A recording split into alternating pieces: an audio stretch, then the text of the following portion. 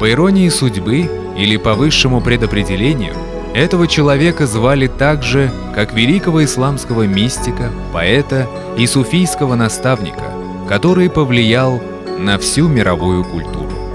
Во многом схожими оказались и жизненные пути персидского дервиша XIII века Шамс-ад-Дина Табризи и башкирского поэта XIX столетия Шамс-ад-Дина Заки. Ты станешь ангелом, пройдя недолгий путь земной, и ты сроднишься не с землей, а с горней вышиной. О, Шамс, в пучину погрузись, от высей откажись, и в малой капле повтори морей бескрайних жизни. Мауляна Джалал ад-Дин Руми. Шамс ад-Дин, сын Ярахмада, родился в башкирском селе Зак-Ишмет в 1822 году. В 4 года болезнь лишила его зрения.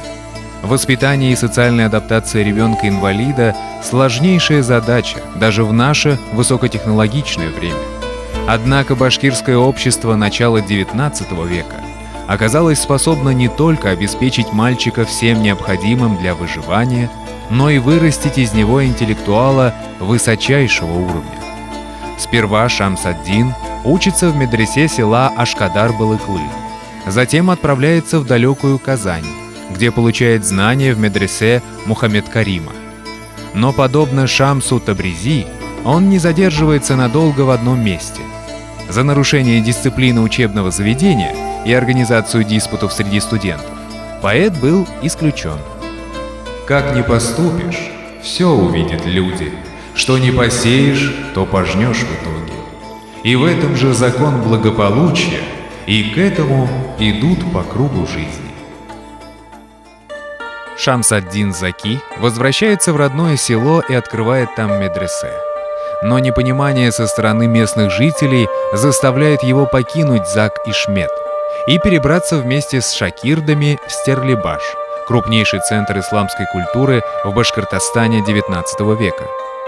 6 веками раньше Шамс из Табриза, гонимый, явится в Конью, чтобы обрести там великого ученика и бессмертное имя. Рука не связана твоя, твори добро день ото дня. Пора для этого пришла, старание благо для тебя. Ты ждешь прощения от Бога, надежды не лишай себя. В Стерлибаше под опекой шейха Хариса бине Нигматуллаха и пройдет его жизнь. Шамс ад-Дин Заки посвятит свои дни обучению молодых людей, богословию и поэтическому творчеству. Среди его сокурсников был Али аль-Чукури, а среди учеников – великий Акмулла. Ризаэддин бине Фахриддин сообщает, что Шамс ад-Дином Заки было создано множество стихов и касид на тюрки, фарси и арабском языке. Прозаическое послание к Фариде с разъяснением 5 столпов ислама и толкование к 47 сурам священного Корана. Ты спишь? Проснись. В душе угроза без числа. Любовью сердца оживи, ведь смерть уже близка. Беги из лап своих страстей, вина беспечности не пей. Спаси тебя, Господь, от этого врага. Современники называли поэта суфий Шамс ад-Дин. Действительно, он всю жизнь шел по пути тасаввуфа, нравственного и духовного совершенствования с целью постижения божественной истины. Суфии стараются во всем следовать Корану и Сунне, полностью очистить себя от пороков и преодолеть свое эго, именуемое в исламе «нафс». Практиковать это разрешается только под руководством опытного наставника, мюршида, ишана или шейха, знание которого по непрерывной цепи преемственности восходит к самому пророку Мухаммаду. Тайна волнует, все в мире для него. Праведность ведет к счастью, проницательность как щит для бредущего в томлении к нему. Бог – высшая цель, и что еще может быть целью, кроме Него?